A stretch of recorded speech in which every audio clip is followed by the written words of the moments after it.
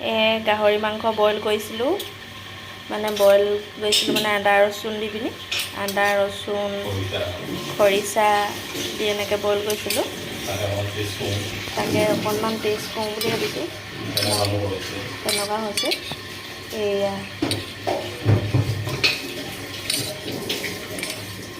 মাংসটো ভাল বুজিছা, এই মাংসটো মাংস খাবলৈ ষ্টাৰ্ট কৰিছে।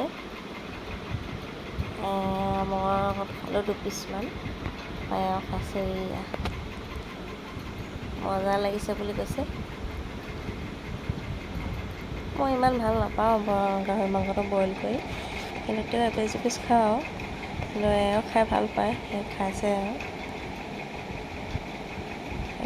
আপোনালোকে খায়নে বাৰু তেনেকৈ?